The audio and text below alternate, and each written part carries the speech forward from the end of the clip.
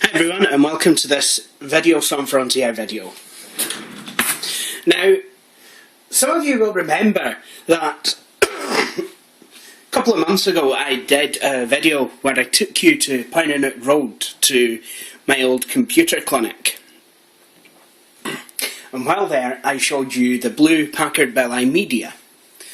Now, some of you have noticed that the motherboard in that computer had a problem in which the capacitors that sees round wee cylindrical things here were actually bulging. Now, for those of you who don't know, around about that time the computer was built, the Packard Bell iMedia, what was happening was it's kind of known in the computer and electronics industry as the Capacitor Epidemic, which happened between around 1998-99 through 2005-2006. What happened was a Chinese manufacturer had basically stolen a Japanese recipe for electrolyte. That's the stuff that's inside the capacitors that makes them basically do what they're supposed to do. And they'd mostly got it right, apart from they'd missed out one ingredient, which basically meant that over time the electrolyte became very corrosive and capacitors could literally blow. But before they blew, they would start to bulge. For example, the tops would become very domed, and it was basically a lot of electronics. If you've got some electronics from that time period and you know they're starting to become faulty, I hate to say it, but that is not uncommon. Now, with this Packard Bell, I was given it by action on disability because basically they must have been having an office rejig or something, and the Packard Bell was moved, and when it was plugged back in, the power supply emitted a bang, which I must admit probably did scare the chairperson quite a bit when she actually tried switching it on. But as from then, it didn't work again. Anyway, I took it home. She said that I could have it because, well, I asked if I could have it because I saw it was being unused, and she said, yeah, not a problem, you know, it's not going to work. But I said, yeah, well, maybe I could part it out. Anywho, I took the machine to Maplin to get them to test it out with a power supply tester, which I'm now glad to say I have one of my own for the company. But the power supply tested is not working, so I thought I'd buy a new one. And worst case scenario, if the machine itself was broken, then maybe I could use the power supply as a wee spare just to check other machines.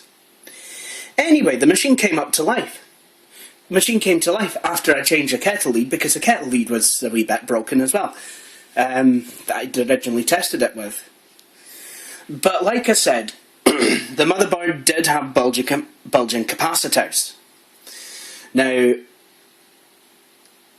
unfortunately, due to being visually impaired, I'm unable to really solder.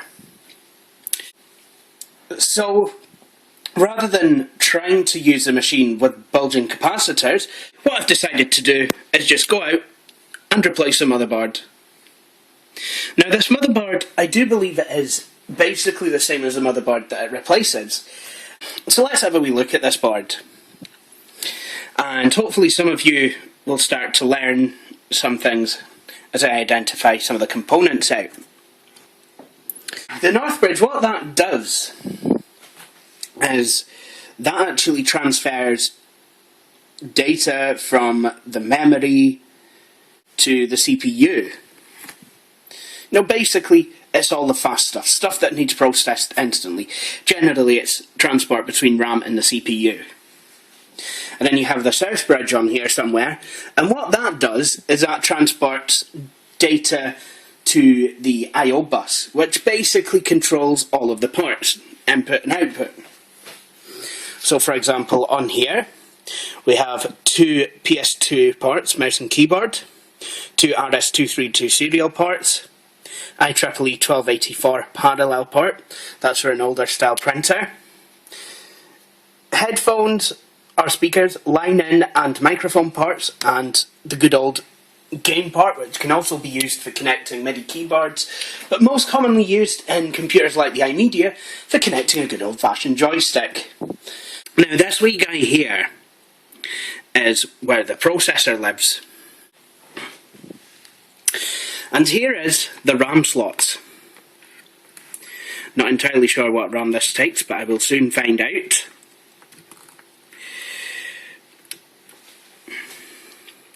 Then we have the IDE ports. Basically these guys, back in the day, they used to be used for transferring data to and from your disks. For example, CD-ROM, hard disks. That has now been replaced with SATA. IDE is not really in use anymore. And here we have the floppy disk controller. It looks like the IDE sockets, except it's a wee bit smaller. We also have the expansion slots. This is for adding peripherals to your computer if you want them to function at higher speed than what USB can offer. Or, back in the day, serial or parallel. Now this brown slot here, that's slightly indented, well, quite a way indented, is the AGP slot. Before PCI Express took over in, say, around about 2006, it became mainstream, AGP was the standard for connecting graphics, as it was, you know, quite a fast bus, and it was dedicated. PCI was a more all-purpose bus. Basically this is for connecting things like USB cards, modems, TV tuner cards if you will, or basically just about anything with a PCI connector on it. And then of course you have this part. A lot of people might not know what this part is supposed to do. However, it has become, well, it's basically not that common. In fact, it's pretty much obsolete now. This port was basically used for connecting 56k modems. This part is called the CNR part, and my 2001 custom built had one. Oh yeah, the USB parts are down here. Okay, here are some headers. This will be for the switches panel. So basically connecting all the case switches and lights, for example, the power button and the light that blinks when your hard disk drive is active, or as my old IT teacher used to say, it would blink when the computer is thinking about something. Not that computers think.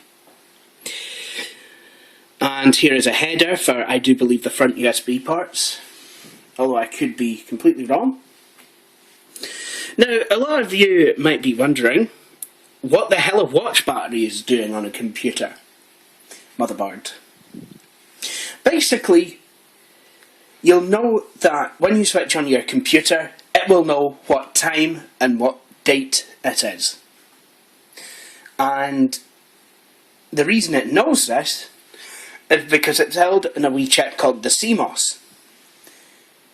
And the CMOS not only keeps your computer's time and date, It also tells your computer how to boot. So basically it knows that somewhere you'll have a hard disk with Windows installed on it, and that the computer should look to that to try and boot off of it. If the CMOS didn't know to do that, you'd be staring at a blank screen saying, please insert system disk, or something like missing operating system, and basically your computer would become a very expensive heater. Well, it certainly would if you've got the Intel Core 2 Quad installed anyway. But with the CMOS battery installed, the computer actually remembers who it is. Now this wee thing here is where the power supply connects to the motherboard and actually powers your computer. And then this is the 12 volt rail, which is kind of another source of the computer power. Anyway, I think that's been a wee look at the motherboard. Whoops. I'm getting a camera tripod soon for my phone. I didn't realise that you could get a tripod for a phone. If I was going to be using an iPod Touch to film this, I would be buying, wait for it, a tripod for an iPod. Way! Anyway, I hope you have enjoyed this video. And please stay tuned for more. Please subscribe. Thank you for watching, and I hope you will come back for more.